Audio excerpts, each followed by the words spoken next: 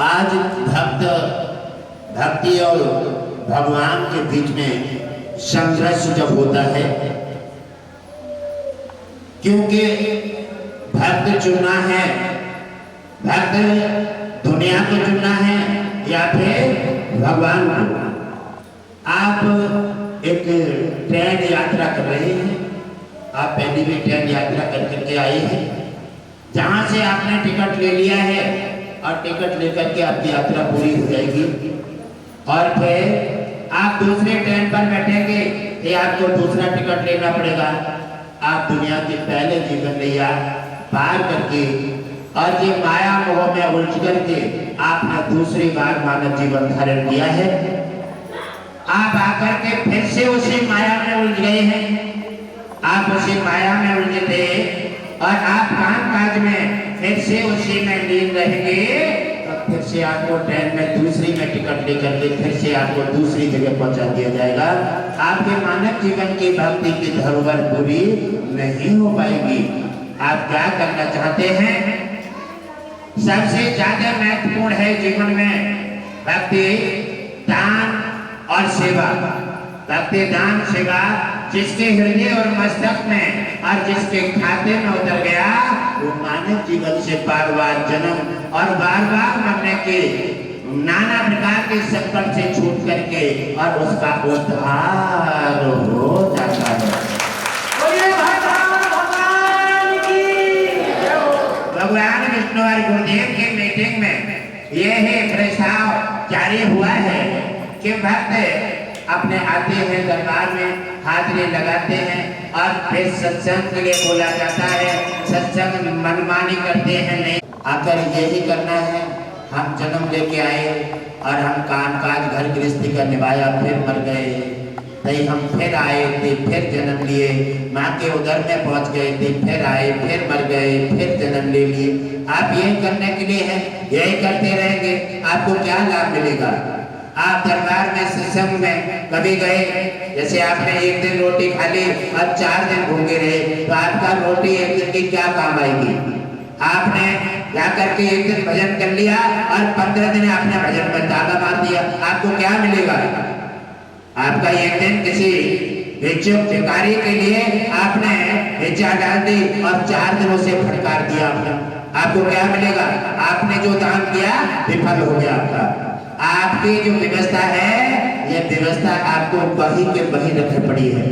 ऐसी व्यवस्थाओं से खेती में पानी लगा दिया और फिर पानी का नाम नहीं लिया, फिर खेती काटने जाओगे, आपकी व्यवस्था कहाँ के वही छोड़ देती है।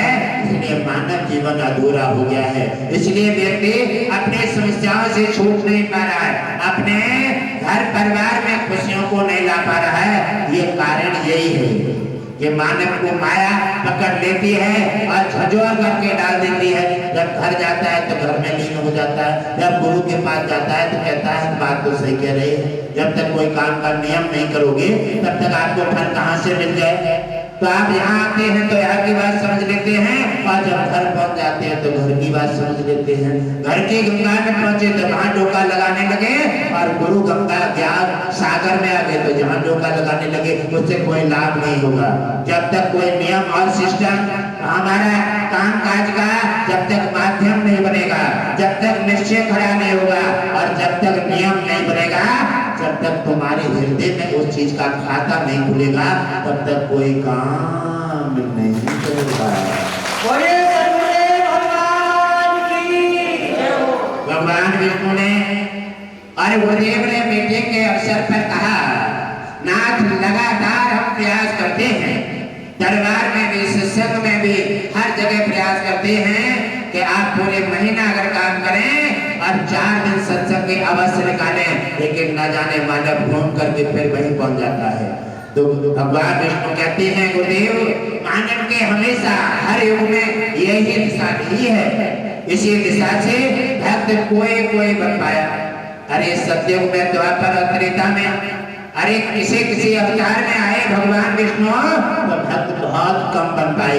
ये कारण यही रहा है क्योंकि माया के मुखारबिंद में चले जाते हैं और माया डस करके उन्हें नष्ट कर देती है और दूसरे डिब्बा में बैठा करके फिर आगे पहुंचा देती है। टिकट लेते रहे और ट्रेन में बैठते रहे, कोई कहीं तीर्थ यात्रा सफल नहीं कर पाई।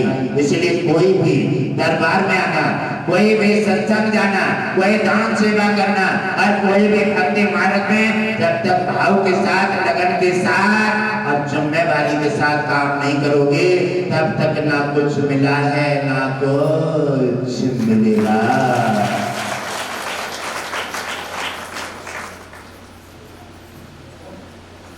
और हे मेरे प्रिय परिवारजनों, अच्छा ये बताओ, आप अपना उद्धार चाहते हैं या बार बार परिवारों की जिम्मेवारी निभाना चाहते हैं? आज अपना निर्णय कर लो, निर्णय कर लो। परिवार की जिम्मेवारी निभाना चाहते, वैसे भगवान का ये मत नहीं है कि परिवार की जिम्मेवारी लेने के बाद परिवार की जिम्मेवारी छोड़ दो, ना, ये नहीं है। वो कहते हैं कि नियम का पालन करो। अगर सुबह 4 बजते हैं, 4 बजे उन्होंने कहा है कि अपना नहाओ, स्नान करो और दिशा से निवृत्त हो और उसके बाद मेरा भजन करो, नियम से भोजन बनाओ और सभी को काम काज में सिस्टम से दाखिल कर दो। आपने क्या किया है? आपने क्या, आप क्या बजे उठ रहे हैं? 6 बजे, 7 बजे, 8 बजे। देहात में तो जल्दी जग जाते हैं और शहरों का माहौल बहुत खराब हो गया है। यानी 7 बजे 8 बजे कौन उठता है? राक्षस, और देवता नहीं है। देवताओं की सीढ़ी से हट जाता है वो। क्यों? कि आपका कामकाज भंग हो गया। आप 7 बजे उठेंगे, पूजा कितने बजे, नहाएंगे कितने बजे, दिशा कितने बजे जाएंगे और फिर काम करने वाले को 8 बजे ड्यूटी जा रहा है, उसको खाना कितने टाइम बनाएंगे? आपके घर का सारा सिस्टम नियम भंग हो गया।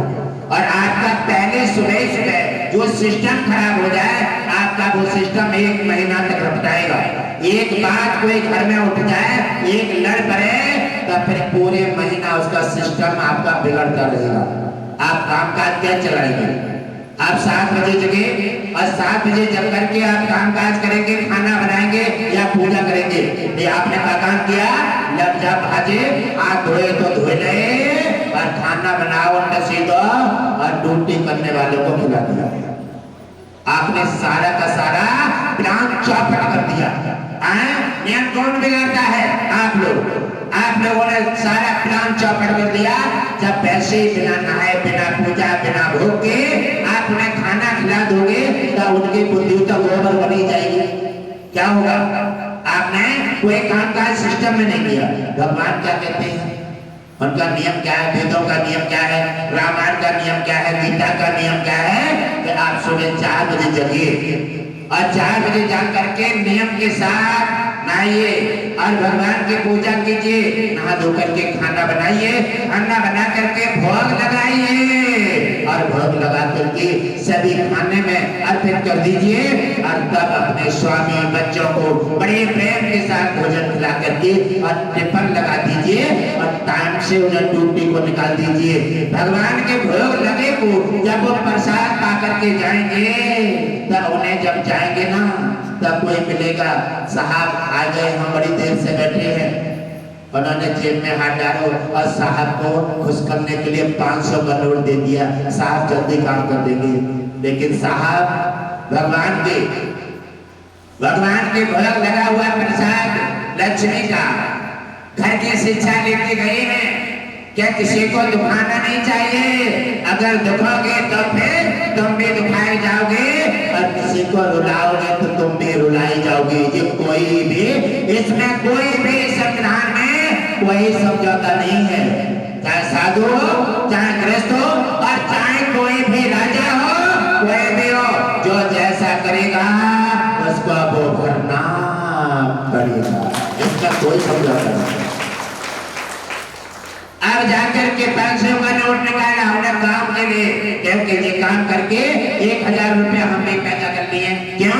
क्या वो भी दलाली करें? उन्होंने सोचा 500 से जहाँ काम चलाए साहब से और फिर जाकर के हम तो 5000 पैदा करेंगे, क्योंकि वो भी सोचेंगे मेरे उल्लू खड़े होंगे काम कराने के लिए, दलाली देने के लिए। और जाकर के पहुंचे, उन्होंने निकाल के दिया। साहब की बुद्धि ठीक है, क्योंकि लक्ष्मी ने सही संस्कारों से भोजन बना करके भगवान का और प्रसाद खिला करके भेजे हैं, उनकी बुद्धि बिल्कुल ठीक है। उन्होंने कहा ये क्या है? अरे साहब हमारा काम कर दीजिए और ये दक्षिणा रख लीजिए। कहने लगे ये अपने पास रख लो। अरे मुझे सरकार वेतन देती है और आपकी सेवा के लिए सरकार ने हमें उतारा है, भेजा है, आप सब हमारी हैं, ऐसा अपने बच्चों की और दान पुण्य सेवा में लगा दो, दान पुण्य सेवा में लगा दो और ये पैसा तुम्हारा हमारी बर्बादी कर देगा। ये पैसा हम बच्चों की पढ़ाई लिखाई में और खाने पीने में लगाएंगे तो हमारे बच्चे शराबी कबाबी जुहारी हो जाएंगे। आज मेरा देश सब किसी आफत में उलझ गया है। बात सही है गलत है? आप तो हाथ उठाओ, कौन कौन से में हैं? बस अरे मुखार से बोलो, बात सही है गलत है? हमारा देश, हमारा समाज, हमारा घर घर इसी समस्या में है। ये किसने बीज बोए हैं? किसने बोए हैं? ये किनकी कमी है? भगवान की। भगवान ने कहा कि आप ऐसा करियो, है भगवान की कमी है। आप फिर क्या करते हैं?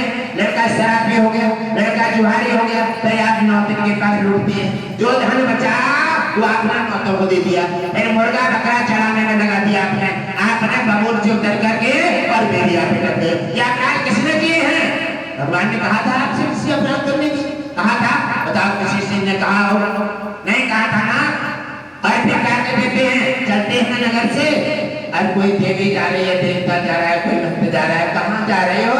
बड़े हंस के बोलेंगे, अरे आश्रम जा रहे हैं। अच्छा गुरु का भगवान है, वहाँ जा रहे हो? अरे मंद बुद्धि, तेने भगवान के बारे में क्या सोचा है?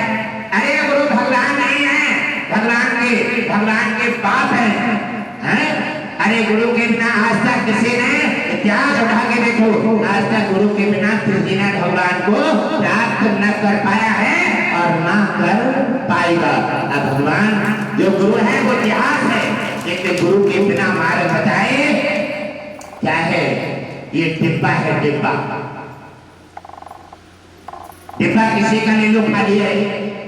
और आपने डिब्बा में जब खाली डिब्बा देखा तो आपने कुछ नहीं देखा, तो मुझे खाली डिब्बा पड़ा हुआ है, इसमें नमक भर दूं तो काय का डिब्बा हो गया? फिर काय का हो गया?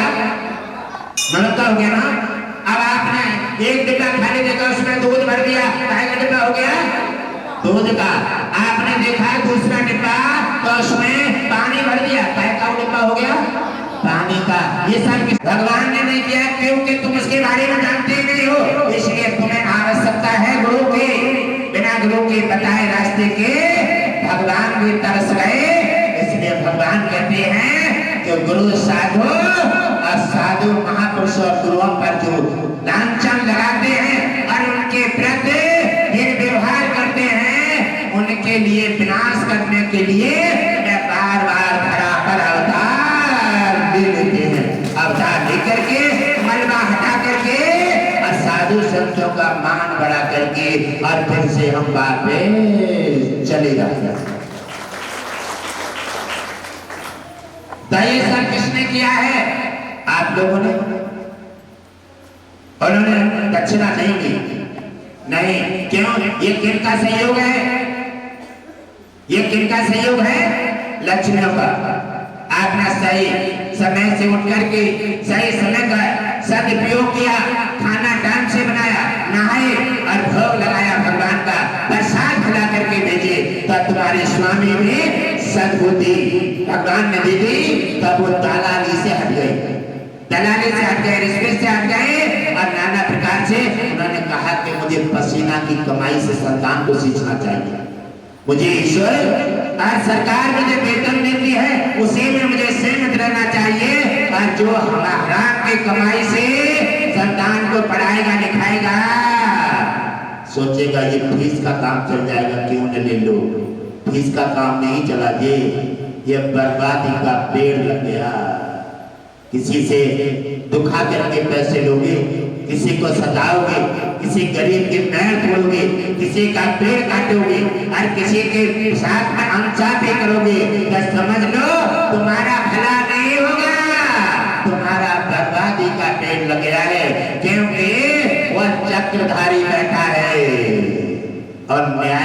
के लिए तुम मनमानी कर लो, लेकिन चलेगी नहीं।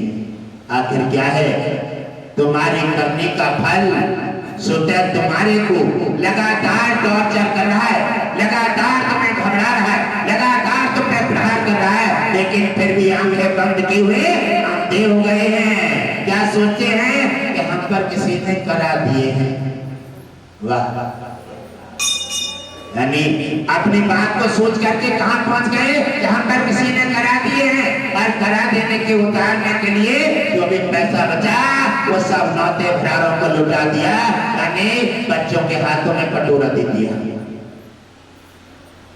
इसलिए भगवान विष्णु ने कहा है कि आपको मार्ग नहीं, अगर सिस्टम नहीं, सिद्धांत नहीं, सत्संग का अगर सही तरह से आपके घट में नहीं उतर रहा है, और सत्संग दरबार का सही नियम का अगर पालन नहीं कर रहे हैं, तो न दरबार में आने से फायदा है, न सत्संग जाने से फायदा है। फिर तो जो कर रहे हो, अरे एक दिन 7 दिन सोए, एक दिन जग गए, ताकि एक दिन 12 दिन सोए ले, अरे 12 दिन सो करके, क्योंकि एक दिन जगने में कोई लाभ नहीं मिलेगा।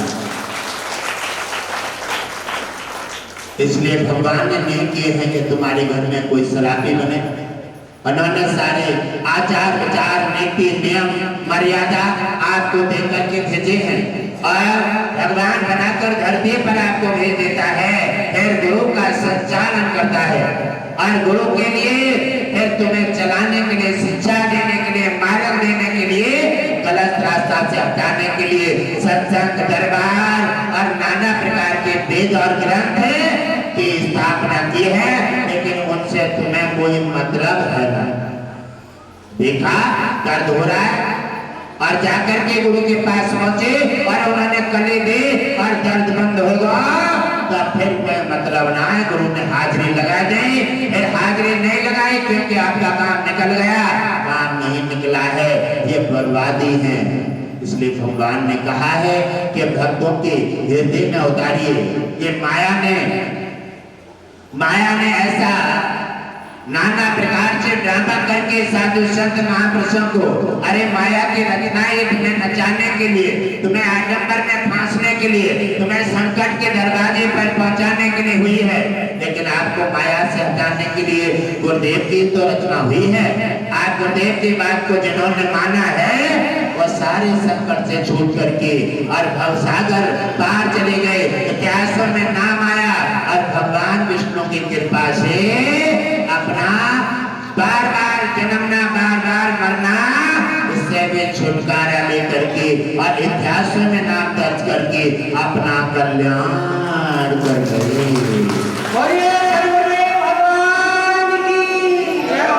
तो आपने जिस डिब्बे में जो चीज भर दी है, और तो आपने भरे ना, डिब्बा किसने भरा है?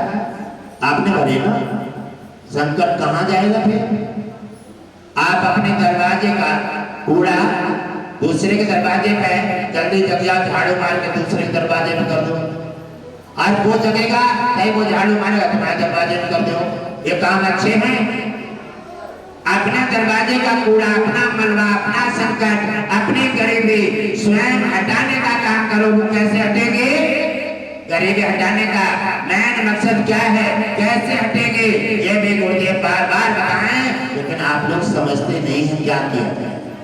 बार बार हटाने का गरीबी और तमाम संकट बड़े सरलता से हट जाएंगे, और आप भी साधु संत और देवता और भगवान के श्रेणी में आकर के अपनी कामयाबी लेकर के परिवार शांति के साथ योगदान करोगे, और फिर भगवान विष्णु के धाम पधार जाओगे।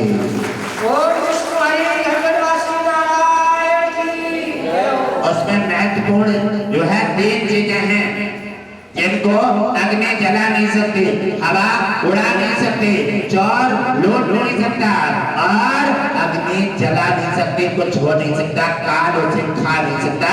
वो क्या है? दान और सेवा और भक्ति। 3 चीजें महत्वपूर्ण धरोहर है, और जिसके पास उतर गई, जिसके पास खाता खुल गया, उसका कल्याण हो गया। और इससे जो हट गए, बच गए, और उन्होंने सोचा मुझे परिवार पालना है, पालू परिवार। परिवार तो पहले भी पाल के आए हो, यहाँ से कोई धरती में से थोड़े निकले हो।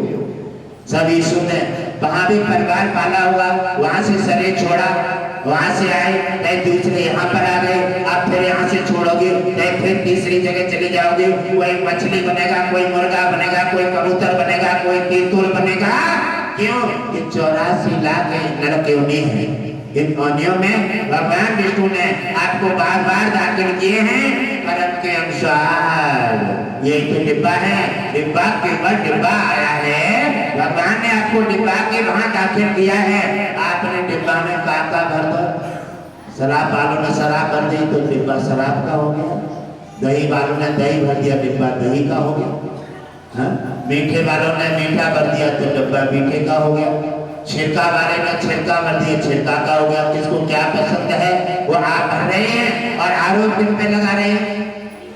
आरोप लगा रहे हैं भगवान पर कि भगवान ने हमारे साथ में नाइंसाफी क्यों कर दी है, हमने ऐसा कोई बुरा नहीं किया है, हमें छांट छांट के कष्ट क्यों दे रहा है। वाह, गलती आप कर रहे हैं, आप लगातार वही चुनाव कर रहे हैं और वही भगवान दे रहे हैं। उससे तुम्हारा संकट बढ़ रहा है, उस संकट बढ़ने से हटाने का काम बार बार गुरुदेव तुम्हारे पास स्मारक भेज रहे हैं। आप उस स्मारक को समझ लीजिए।